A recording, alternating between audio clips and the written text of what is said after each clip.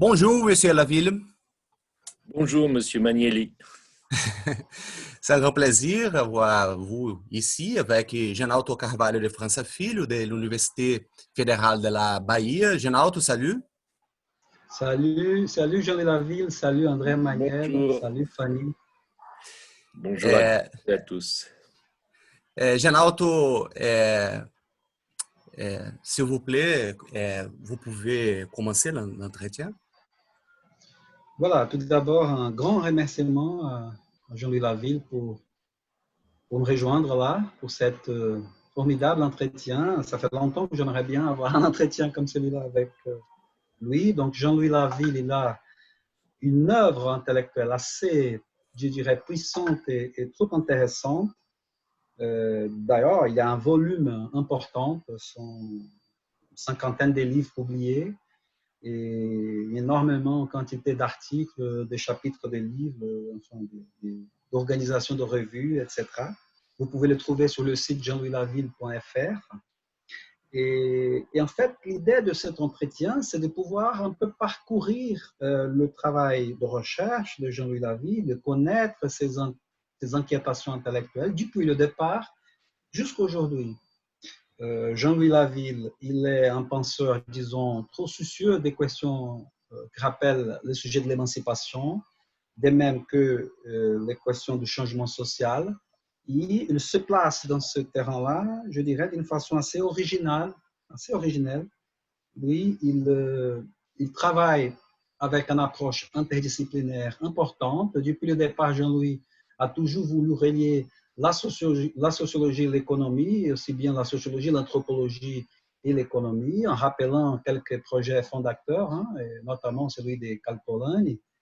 Mais au fur et à mesure, Jean-Louis a pu élargir un peu. Il travaille beaucoup dans ces terrains, dans ces champs disciplinaires, disons, sociologie, anthropologie, économie, philosophie politique, gestion, et avec des sujets aussi importants qu'il est toujours en train d'articuler. Jean-Louis a beaucoup écrit sur travail, solidarité, économie, association, démocratie, économie solidaire notamment, l'innovation sociale. Ce sont des sujets majeurs qui font partie des travaux de Jean-Louis Laville. Donc, nous voudrions connaître un peu ce travail, Jean-Louis. Donc, la première question, c'est un peu de savoir à l'origine quels étaient les soucis du départ, disons. Quelles étaient ces inquiétations initiales qui t'a fait rentrer un peu dans les champs de la recherche.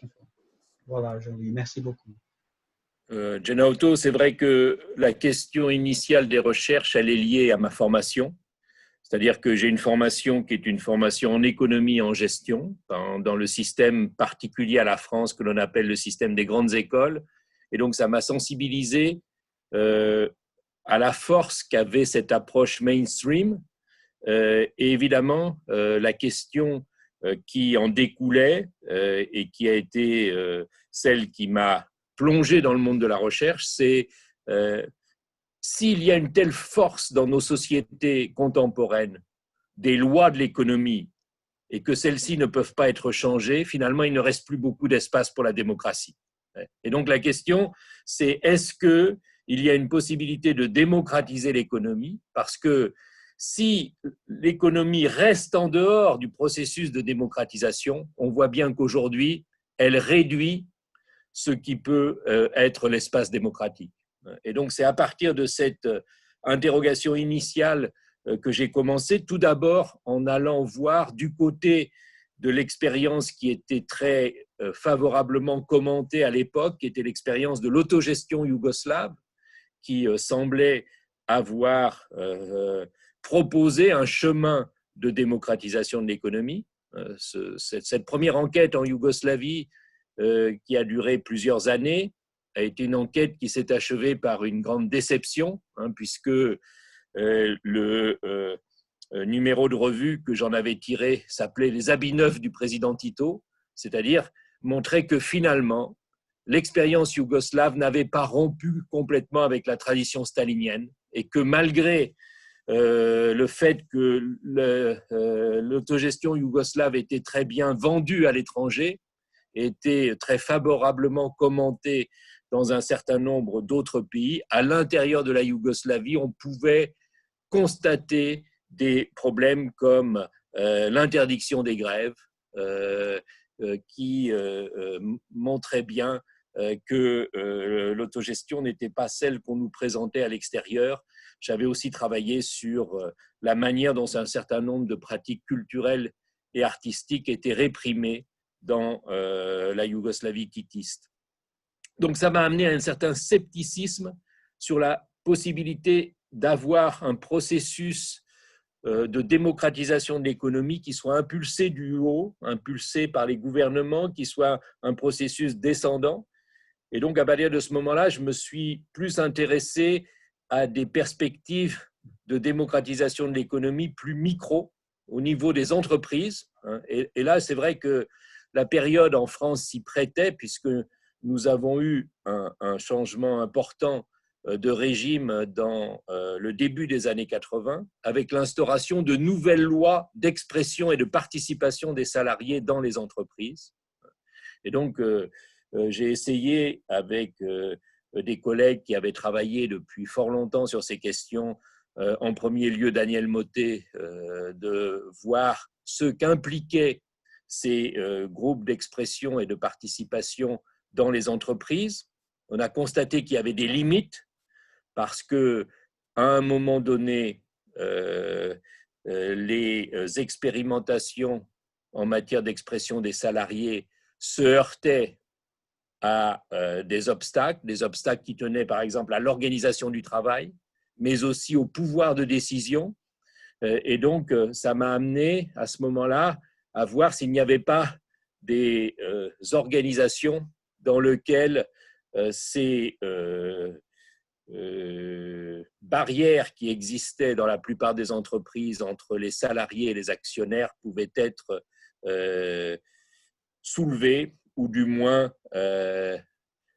être plus relativisées. Et donc, ça a entraîné un premier ensemble de recherches aussi au début des années 80 sur qu'est-ce qui se passe dans les coopératives de travail. Et là aussi, ça m'a amené à m'éloigner d'un certain romantisme que l'on peut avoir parfois vis-à-vis des coopératives de travail, qui sont considérées comme étant les lieux par excellence de l'expression des salariés. Là aussi, on se rend compte que c'est plus compliqué que ça, et que les coopératives de travail, si elles agissent sur la propriété, parfois sont très traditionnelles au niveau de l'organisation du travail, et là aussi vont avoir un certain nombre de difficultés à faire avancer la participation et l'expression des salariés. Et au même moment, il y avait aussi tout un ensemble de tentatives très floues, très désordonnées de la part de jeunes qui se confrontaient au problème du chômage et qui essayaient non pas de mieux présenter leur curriculum vitae pour trouver un emploi, mais de trouver des moyens de vivre à travers des projets collectifs. Dans des squats, par exemple, dans des actions qui étaient menées aussi dans des espaces ruraux. On voyait une multitude de tentatives. Et donc, ce que l'on a essayé d'entamer à partir de ce moment-là, c'est un tour de France de ces pratiques, pour voir comment est-ce que ces pratiques essayaient de se frayer un chemin dans des conditions qui n'étaient la plupart du temps pas favorables. Et donc, pendant 2 ans, on a animé un journal qui s'appelait Jeunes et Acteurs, qui voulait faire une sorte de moyen de discussion entre des expériences de ce type qui se menaient dans toute la France. Et on voyait bien dans cette première approche qu'il y avait à la fois des rapports entre ces expérimentations qui étaient en train de naître et la tradition des coopératives, mais que ce n'était pas la même chose. Et finalement, c'est cela qui nous a amené à formuler l'hypothèse de l'économie solidaire, c'est-à-dire à la fois du prolongement des formes de l'économie sociale, dont la forme emblématique était la coopérative, mais qui inclut également l'association et la mutuelle. Donc, d'une continuité de cette tradition, mais aussi d'une critique de cette tradition. Et donc, on s'est rendu compte qu'il y avait besoin d'aller voir de plus près tout un ensemble d'expériences qui, à la fois, avaient des points communs avec cette économie sociale instituée, mais en même temps, étaient des émergences instituantes qui ne se reconnaissaient pas complètement dans l'économie sociale traditionnelle. Et donc là, ça a été vraiment le premier temps de travail très long, puisque ça a été de l'ordre de plus de 5 années de recherche, à essayer de voir précisément ce qui était en train de se passer dans ces pratiques sociales et économiques, et de voir en quoi est-ce qu'elles se singularisaient. Et ça nous a amené à ce moment-là à constater l'inadéquation des systèmes de soutien et d'accompagnement qui étaient proposés à ces projets collectifs, puisque ces systèmes étaient très indexés sur la création d'entreprises marchandes et que ça ne correspondait pas véritablement à ce que voulaient faire ces groupes. Et peu à peu, à travers des itérations multiples entre le groupe de recherche qui essayait de comprendre et les acteurs qui réfléchissaient à leurs pratiques, on est arrivé à essayer de synthétiser ce qui était en train de se passer autour de 2 idées principales. La première idée, c'est qu'il ne s'agissait pas d'économie uniquement marchande, et c'est là qu'on a croisé Polanyi, c'est-à-dire que, effectivement, puisque la critique de Polanyi était celle du sophisme économiste, c'est-à-dire de la confusion entre économie et marché, on voyait bien qu'il y avait une capacité heuristique de la grille théorique de Polanyi pour aborder ces expériences qui, justement, tentaient d'instaurer des formes économiques au-delà du marché. Et même pas forcément en dehors du marché, mais au-delà du marché. Et au-delà de l'État également. Et donc, il y avait une façon d'envisager une viabilisation, une stabilisation de ces expériences autour des hybridations entre différents principes économiques qui nous semblaient intelligibles à travers la proposition qui a été faite par l'école substantiviste des économistes emmenée par Polanyi, mais avec bien d'autres participants. Donc ça, c'était la première pierre à cette théorisation de l'économie solidaire, c'est-à-dire que, contrairement à l'économie sociale, la question ne se joue pas uniquement dans une forme d'entreprise particulière, dans une forme d'organisation particulière, elle se joue dans un rapport à l'économie, dans une autre façon d'envisager l'économie, et dans une économie qui ne soit pas modelée, formatée par le modèle marchand. Et le deuxième point qui nous a semblé important, c'est que les groupes avec lesquels nous travaillons insistaient sur le fait que, oui, ils voulaient vivre des projets qu'ils mettaient en œuvre, mais leur objectif était aussi celui d'une transformation sociale plus large. Et donc, ce n'était pas simplement une entreprise dont il s'agissait, c'était aussi un projet de changement social à différentes échelles, qui peut être très modeste ou qui peut être plus large. Mais l'idée, c'était que finalement, ce qui se combinait dans ces expériences, c'est ce qui avait été institutionnellement séparé, y compris par les disciplines des sciences sociales, c'est-à-dire ce qui est de l'ordre de l'économie et ce qui est de l'ordre du politique. Et donc, ces expériences plaidaient pour rassembler ce qui a été séparé, c'est-à-dire la sphère économique et la sphère politique, et de montrer que ces expériences à dimension économique étaient des expériences qui avaient aussi une dimension politique. Et là, on a rencontré une autre pensée, qui est la pensée d'Habermas, qui lui aussi avait réfléchi sur des formes de démocratie plus participative, plus délibérative à travers le concept d'espace public. Et il nous a semblé que ce que mettaient en exergue ces expériences, c'était des espaces publics de proximité, c'est-à-dire des espaces publics très modestes, mais dans lesquels l'expression publique était essentielle.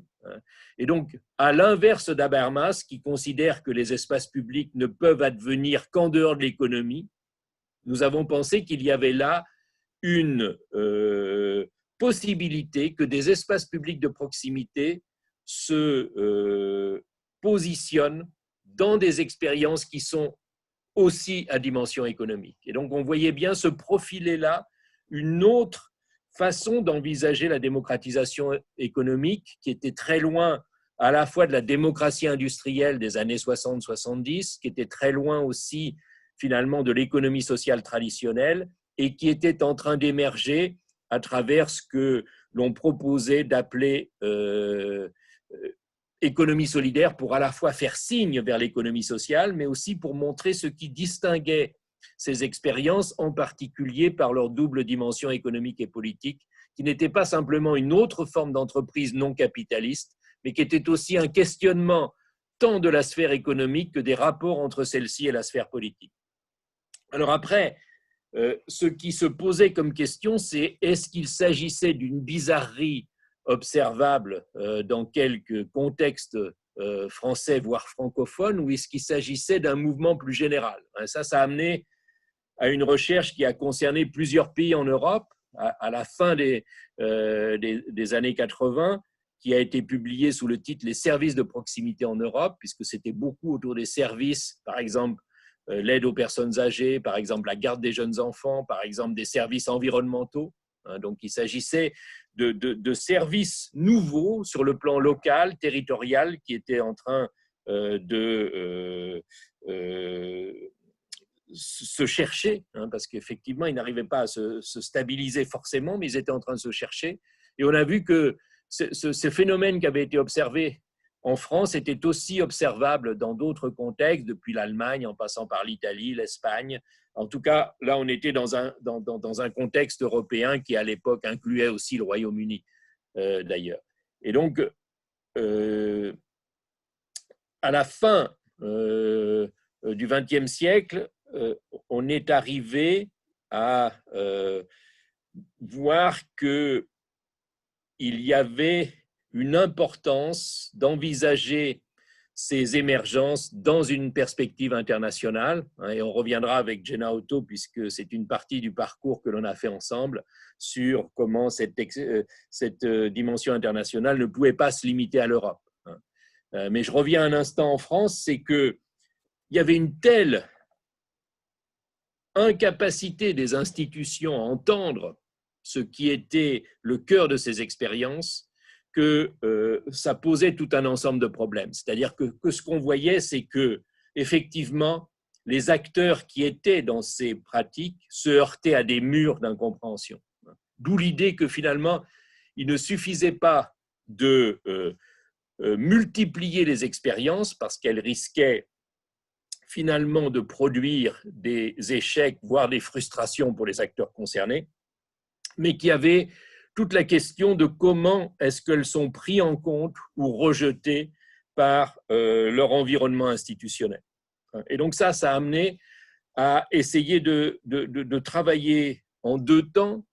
Premier temps, ça a été de réunir une centaine d'expériences de ce type en France pendant 3 ans et d'accompagner ces expériences à travers des accompagnements de terrain, mais aussi des séminaires communs qui étaient faits régulièrement tous les 3 mois entre l'ensemble des acteurs de ces expériences, et de constituer donc un groupe national qui soit un peu l'interface entre ces expériences et un certain nombre d'institutions. Ça n'a pu être réalisé que très partiellement parce qu'il y a eu une très grande résistance des institutions à cette démarche. Et donc, ça a amené à reprendre les choses autour d'une autre opportunité qui était en fait l'opportunité d'une nouvelle politique publique qui se construisait dans une région du nord de la France et qui faisait appel à la participation citoyenne pour son élaboration. Et donc là, ça a été possible de mettre en place un travail qui était un travail de finalement aller rencontrer une cinquantaine d'expériences régionales et de dire, voilà, aujourd'hui, les politiques publiques ne répondent pas à vos besoins. Ça serait quoi une politique publique qui répondrait à vos besoins? Et en fait, ce qu'on a constaté à ce moment-là, c'est que le dialogue entre les expériences et une institution comme l'institution régionale n'est effectivement pas facile. Et que là, le rôle de la recherche peut être aussi un rôle de traduction pour faire que ces deux univers puissent rentrer dans une élaboration commune. Et donc ça a donné la première politique régionale des services de proximité, envisagée dans une perspective d'économie solidaire, qui a ensuite été un élément parmi d'autres qui a été repris dans la généralisation de ce que sont devenues des politiques d'économie sociale et solidaire au niveau régional, puisque aujourd'hui en France, la très grande majorité des régions a adopté des politiques d'économie sociale et solidaire, ce qui n'était pas du tout le cas avant le XXIe siècle. Et c'est peut-être c'est bien qu'on s'arrête là et que l'on reprenne peut-être ce qui a été le cheminement commun avec Jenna Otto, mais aussi avec un certain nombre de collègues d'Amérique du Sud dans ce qui a été effectivement plutôt le début du XXIe siècle. Donc, juste pour reprendre un peu, parce que Jean-Louis, il a non seulement parlé du tout début de son parcours, mais il a déjà avancé pour montrer comment il a bien pris les fondements de son analyse de l'économie solidaire, autour de la question de l'hybridation des ressources et de la question de l'espace public, des proximités. Maintenant, je voudrais savoir un peu plus, Jean-Louis, sur deux aspects. Un, sur le plan, disons, empirique de recherche, comment tu évolues dans ton parcours pour, par exemple, aller au-delà de l'Europe et commencer à entretenir plus de liens avec d'autres continents, notamment chez nous, en Amérique latine. Et ça, c'est un volet, pour que tu puisses nous parler aussi un peu. Et l'autre volet, c'est comment vous allez grandir dans votre approche théorique en rajoutant d'autres concepts clés qui deviennent des concepts clés pour vous, en fait. Voilà, en ce qui concerne notre réalité, je me rappelle bien qu'on a écrit ensemble quelques publications et vous avez aussi travaillé avec beaucoup d'autres chercheurs en Amérique du Sud et en Amérique latine en général, notamment avec José Luis Courage, aussi avec Luis Inácio Gage.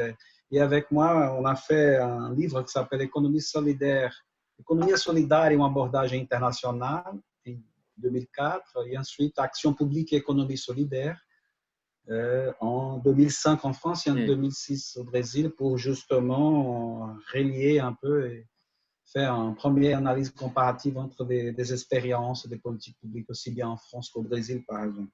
Donc, vous pourriez reprendre à partir de ça et nous parler un peu de votre continuité en termes de parcours de recherche. Alors, merci. En fait, ce qui me semble, c'est que, et c'est ça qui différencie peut-être de la théorie critique traditionnelle dont on pourra reparler tout à l'heure, c'est que, et c'est là où le message des épistémologies du Sud est très important, c'est que je pense qu'il faut se donner les capacités de comprendre ce qui est en train de se passer dans certaines émergences. Or, si l'on prend par exemple l'économie solidaire, pour beaucoup de penseurs qui sont dans une théorie critique traditionnelle, par exemple post-bourdieusienne, ces émergences ne sont que des formes de sous-service public qu'il faut condamner et que les acteurs sont incapables de saisir ce qu'ils sont en train de faire. Et donc, il y a cette idée que seul le savant pourrait connaître la vérité de l'histoire et que les acteurs eux-mêmes seraient forcément pris dans l'illusion. Je crois que ça, c'est ce dont il faut sortir. Et la manière d'en sortir, c'est de suivre un petit peu les préconisations qui sont celles de Latour, hein, c'est-à-dire de passer par une forte description, et j'ajouterai avec Gibson Graham qui parle plus de l'économie, de passer par une première phase de forte description et de faible théorisation. C'est-à-dire pour ne pas plaquer des théorisations préexistantes sur des réalités qui sont en train de se former, il faut se donner les moyens d'approfondir ce qui est en train de se passer.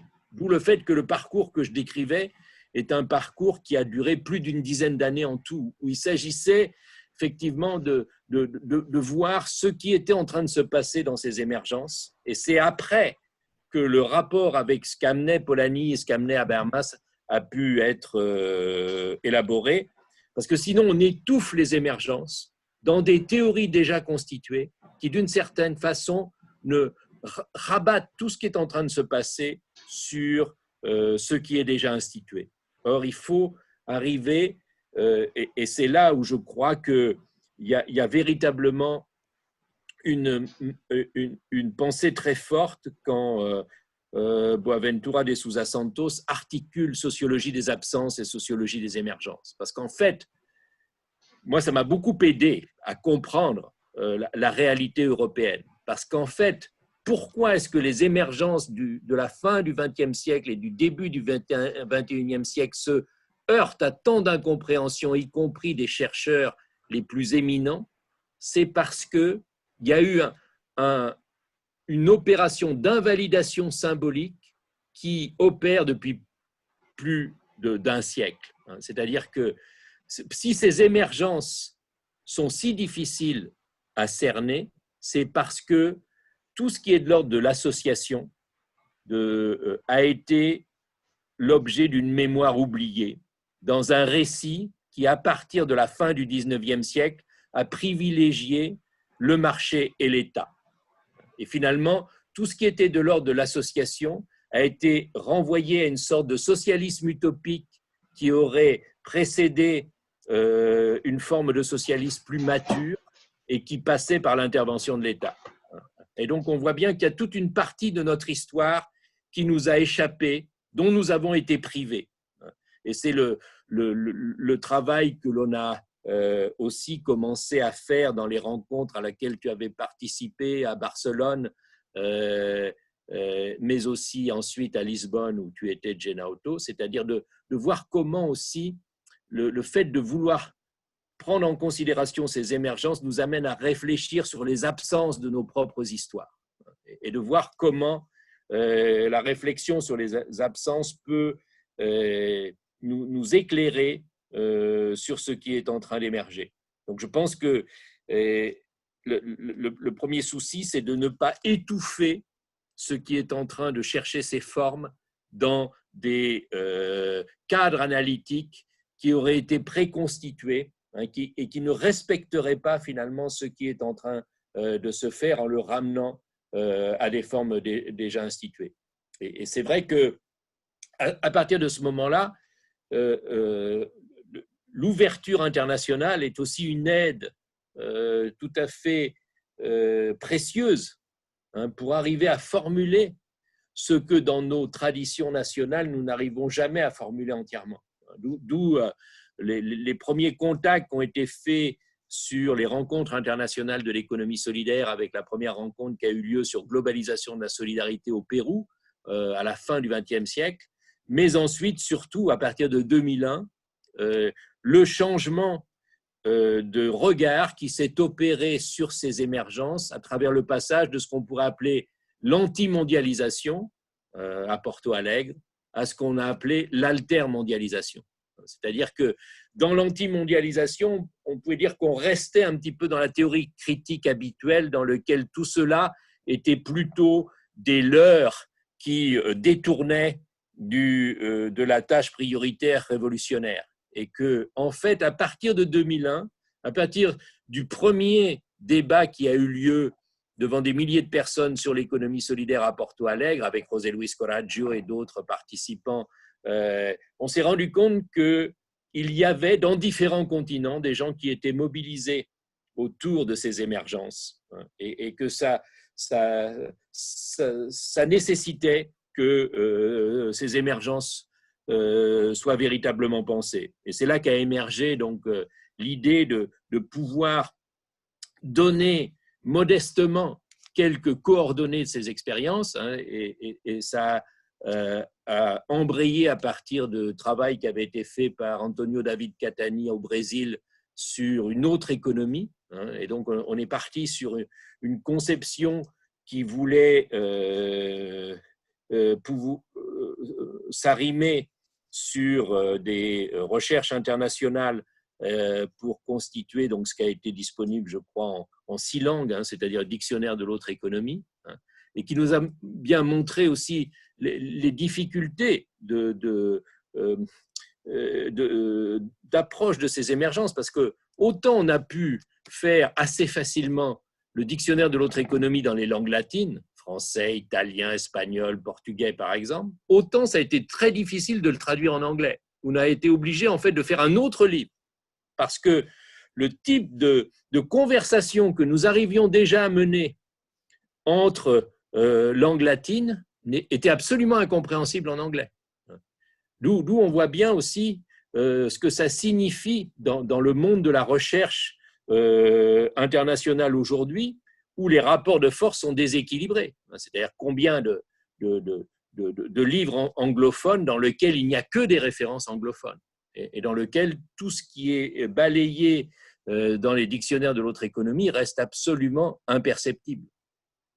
Donc il y a eu ce travail qui a commencé et qui a continué, comme tu le mentionnais, aussi avec le travail sur action publique et économie solidaire, donc que l'on a publié à la fois au Brésil et en France. Et là, l'idée était de faire dans un moment qui était un moment d'implantation des premières politiques publiques dans ce domaine, un dialogue entre 3 catégories finalement de contributeurs: les responsables publics au niveau local, régional et national, avec Paul Singer par exemple, et puis les chercheurs et les acteurs des expériences d'économie solidaire elles-mêmes.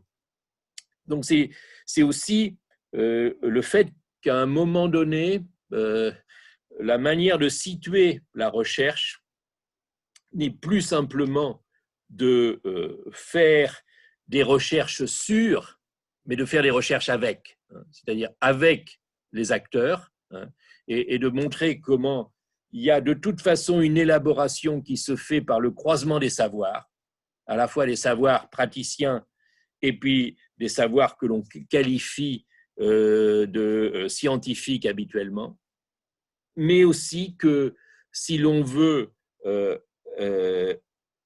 aborder la question de la démocratisation économique à travers le changement institutionnel, ça suppose aussi d'impliquer dans cette discussion les responsables publics, hein, et c'est un peu ce qui a été fait, je le citais tout à l'heure pour la France, mais c'est un peu ce dialogue en train de s'amorcer dont a voulu rendre compte aussi l'ouvrage Action publique et économie solidaire.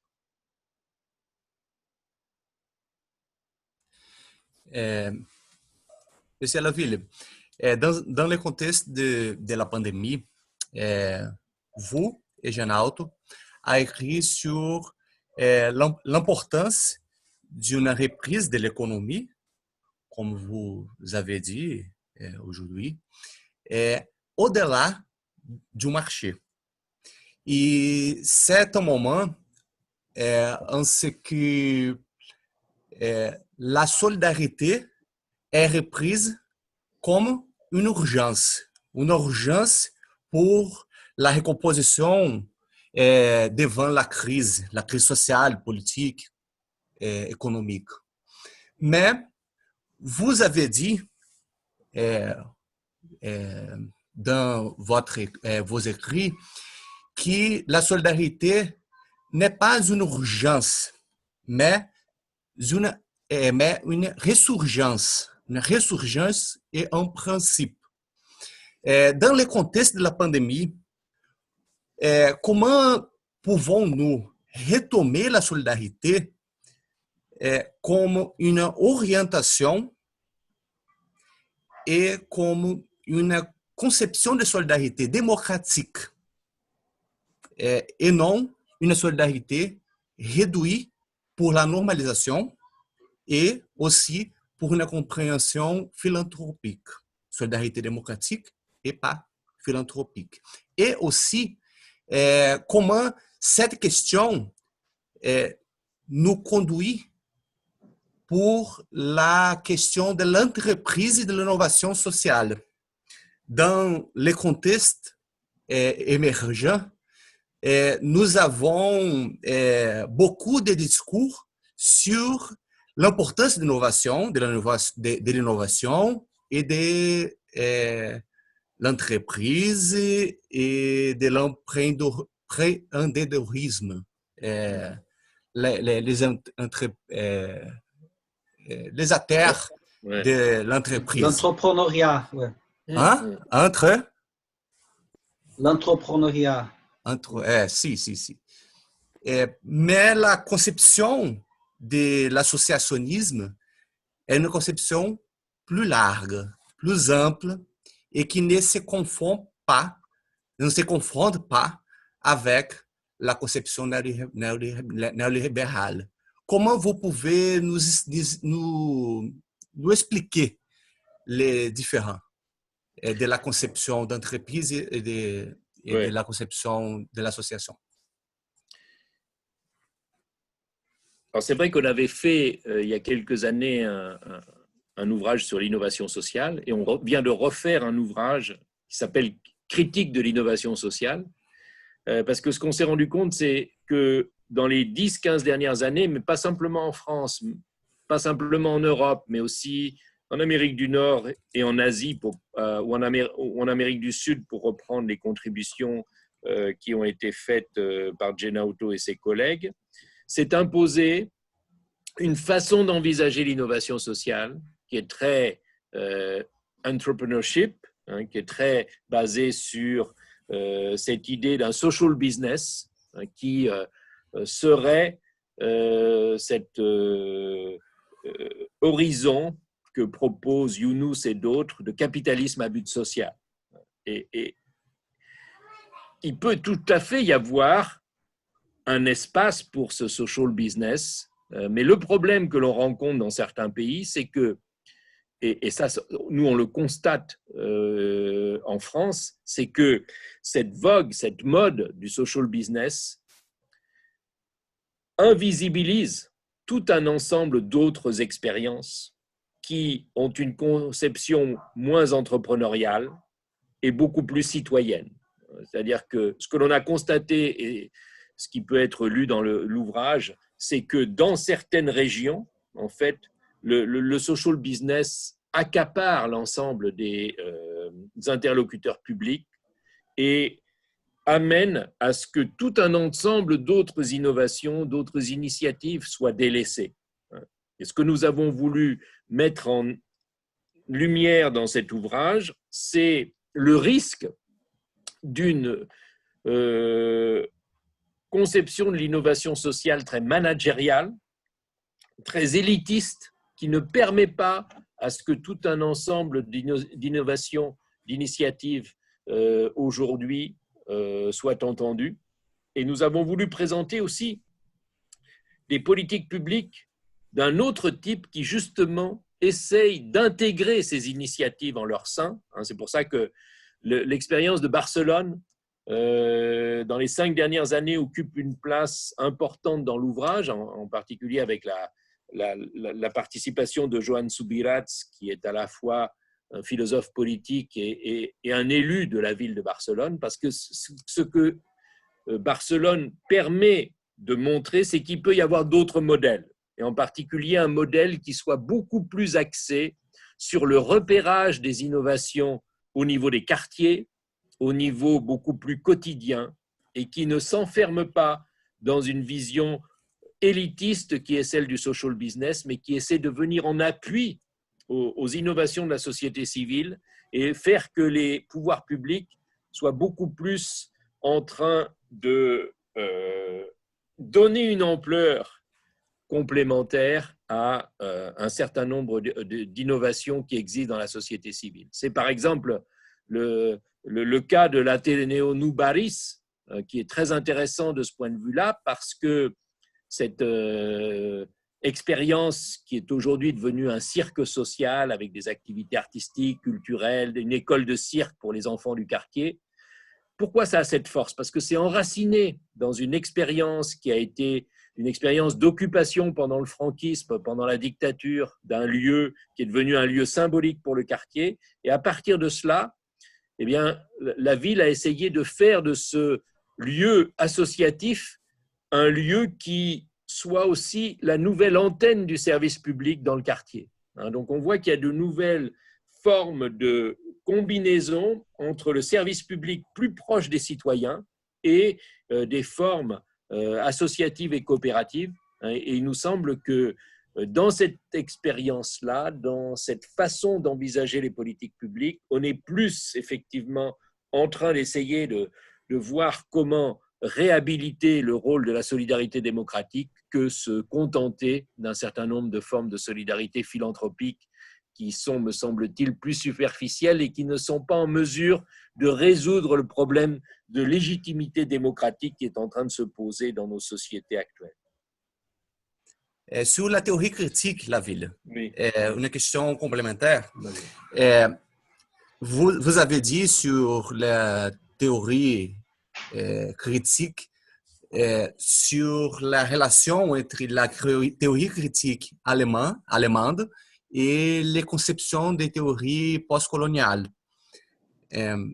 Et vous avez dit aussi sur les errances, les influences que vous avez de Habermas, d'une conception aussi de la politique française. Sur les dons, je pense qu'il y a aussi une influence.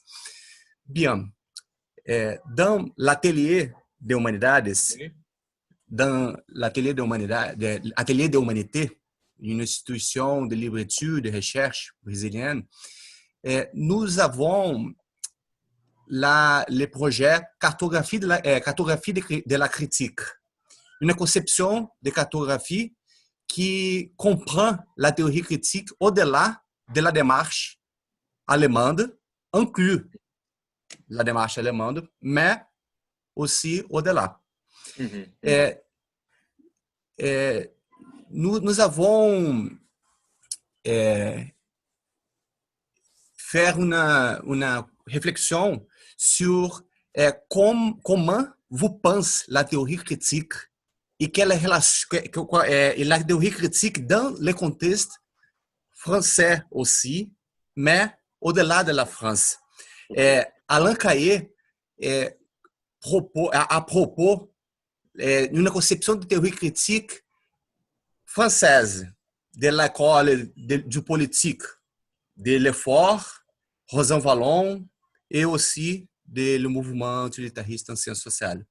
Comment vous pensez la théorie critique et la relation de la théorie critique allemande com des études postcoloniales et aussi com les études françaises sur les politiques et les dons? André, c'est une question qui pourrait nous valoir une quarantaine d'autres minutes. Je vais essayer de répondre très, très rapidement. Ce qui me semble, c'est que la théorie critique est une tradition très importante, en particulier à travers l'école de Francfort, qui a quand même, à certains égards, préfiguré la critique écologique à travers la mise en cause non seulement du capitalisme, mais plus largement de la rationalité instrumentale et du rôle qu'il a joué dans la modernité. Donc, il nous semble que cette tradition dont nous venons en partie est une tradition qui est important de rappeler. Mais ce qui s'est de plus en plus éloigné dans la théorie critique, c'est la perspective d'une émancipation à portée de main. C'est-à-dire que l'horizon d'émancipation s'est sans cesse plus éloigné, puisque la critique portait sur l'aliénation, sur la réification, sur l'ampleur de la domination. Et donc finalement, on ne voyait pas quelle pouvait être la voie concrète qui aurait été celle d'une émancipation réalisable, à hauteur d'homme, à hauteur d'être humain, à hauteur d'humanité. Et il nous semble que par rapport à cette hibernation de l'émancipation, pour reprendre les termes d'Habermas dans la pensée d'Adorno et Horkheimer, par exemple, il y a eu plusieurs ouvertures. Il y a eu d'abord des ouvertures du côté de la pensée allemande elle-même, avec ce qu'on appelle la seconde école de Francfort, parce qu'il me semble que Habermas et Honneth en particulier nous ont permis de sortir de cet écrasement par la domination et de voir comment est-ce qu'il y avait des tensions qui continuaient entre des dynamiques démocratiques qui demeuraient, y compris dans les sociétés aliénées et réifiées, et la domination des systèmes qui était de plus en plus forte. Et donc, ils ont rétabli une forme de tension, d'où l'importance des concepts comme celui d'espace public que l'on signalait tout à l'heure, mais aussi celui de reconnaissance introduit par Honneth. Néanmoins, ce que l'on voit, c'est que s'ils ouvrent une porte pour que l'on puisse entrevoir à nouveau l'émancipation, ils ne sont pas véritablement dans des façons d'enquêter sur la manière dont des expériences peuvent être émancipatoires ou même en partie déjà émancipées. Et il nous semble que de ce point de vue-là, le pragmatisme avec Latour que j'envisageais tout à l'heure, mais aussi avec Boltanski qui continue, lui, à faire une critique des institutions et veut articuler sociologie de l'émancipation et de sociologie critique, ce filon pragmatique nous aide aussi à aller vers l'enquête, ce que ne font pas véritablement les auteurs principaux de la seconde école de Francfort. Malgré tout, il nous semble que Latour nous présente un monde qui est un monde plat, sans institution antérieure, et Boltanski se réfugie dans la métacritique qui est à nouveau une interdiction de compréhension pour les acteurs. Et c'est là où je pense que sans forcer le trait et sans aller dans l'éclectisme théorique, il est possible de passer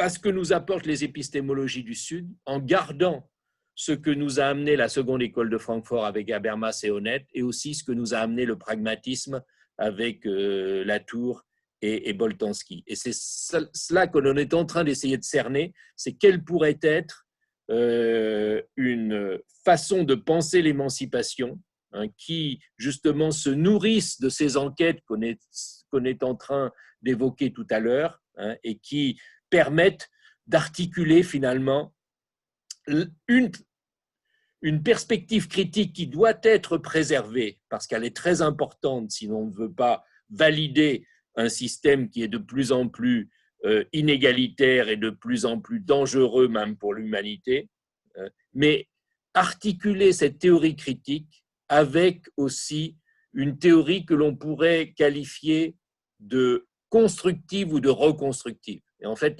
ce que l'on est en train de tenter, c'est de voir s'il est possible de penser une théorie critique nouvelle qui serait aussi reconstructive. Et donc là, on rencontre aussi un certain nombre de réflexions du mouvement anti-utilitariste qui a été aussi sur ces thèmes du maintien de la critique et de la reconstruction. Voilà, Merci beaucoup. Genaldo? Oui, en fait, cet ancrage empirique fort que vous avez très bien décrit dans vos parcours de recherche, qui est relié à des fondements théoriques à la fois nouveaux et réélaborés, nous donne des possibilités assez intéressantes pour renouveler une pensée de gauche au XXIe siècle. Je sais bien que vous avez déjà travaillé là-dessus qu'est-ce que vous pourriez nous dire sur justement cette possibilité d'un renouvellement de la pensée de gauche à l'heure actuelle? Et notamment, à votre avis, quel serait un peu ce rôle en fait?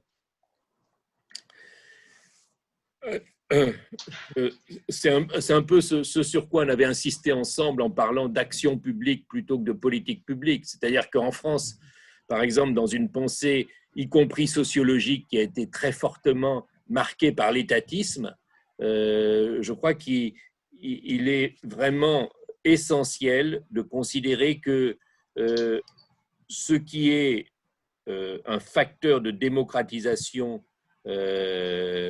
ne peut pas être envisagé sans qu'il y ait une nouvelle façon de travailler entre société civile et pouvoir public. Et donc, l'action publique, ce n'est pas l'émanation des pouvoirs publics seulement, c'est une nouvelle façon d'agencer des initiatives citoyennes dans la société avec l'action des pouvoirs publics. C'est un peu dans ce sens-là que je citais tout à l'heure Barcelone. Et il me semble que il est important pour trouver des voies nouvelles, là aussi, de se nourrir d'un certain nombre d'apports. C'est ce qu'on avait aussi voulu commencer à faire dans ce livre qui s'appelait avec José Luis Coraggio les gauches du XXIe siècle. C'est de montrer que si on veut sortir de cette domination de l'économie que l'on mentionnait dès le départ, qui s'exerce par exemple sous la forme de la référence qui reste unanime à la croissance, qui reste unanime au développement, eh bien je pense que là aussi, il y a des pensées aujourd'hui qui, en dehors de l'Europe, nous aident à voir comment est-ce qu'il est possible de renouveler les cadres même de pensée. Et je pense qu'il y a une nécessité de débordement pour arriver aujourd'hui à penser un nouvel équilibre entre social, environnement et économie, une nouvelle façon d'envisager des rapports qui ne soient pas exclusivement sous l'emprise économique et sous l'emprise d'une économie qui de plus est limitée à sa forme marchande. C'est ça, Jean-Louis. Est-ce que vous pourriez nous parler un peu de ton dernier travail là, que vous êtes en train de boucler là, enfin? Ça, je vous propose d'en reparler quand il sera terminé. Ça sera Oui. Mais c'est vrai que ce qu'on essaie de faire aussi, c'est de continuer notre dialogue avec Genauto. Et là, ça renvoie aux travaux qui ont été faits précédemment et qui peuvent aujourd'hui être continués. Ce qui me semble aussi à prendre en compte, c'est un peu ce que l'on a exprimé sous une forme polémique dans le livre qui vient d'être édité, qui s'appelle « Le réveil de l'utopie ». Oui. C'est de montrer qu'aujourd'hui, ce qui est probablement à reconnaître, c'est qu'il y a dans une multitude de lieux des formes de révolte contre un ordre qui est devenu insupportable. Et c'est vrai que peut-être l'ampleur des révoltes qui se sont manifestées en 2019 a été un peu oubliée à travers le rôle qu'a pris la pandémie dans la manière dont on a envisagé l'actualité ces derniers mois. Mais je crois que du Liban à Hong Kong, en passant par le Chili, par un certain nombre de pays européens ou ailleurs, je crois quand même qu'il y a aujourd'hui un moment dans lequel ce qui était devenu l'ordre mondial à travers le néolibéralisme est en train d'exaspérer les populations, ce qui est à la fois une opportunité et un danger maximal, parce que la possibilité, et vous le savez mieux que moi, d'un autoritarisme de plus en plus sectaire est aussi l'une l'un des scénarios qui peut advenir dans cette période de tension, mais je crois qu'on est dans une période de tension de plus en plus forte entre cet ordre qui était devenu prévalent sur toute la planète et qui est insupportable pour cette planète et qui est en même temps de plus en plus, on le voit, insupportable pour les gens qui habitent cette planète. André, je voudrais remercier beaucoup Jean-Louis et dire qu'on a déjà plein de sujets pour la continuité de notre conversation. C'est vrai que ça donne envie de répartir à partir de ce dernier point-là, qui est très intéressant. On va laisser ça pour une autre occasion. Écoutez, on va essayer de finir l'ouvrage qu'on évoquait tout à l'heure sur la télé. À ce moment-là, on se reparle. Oui, oui.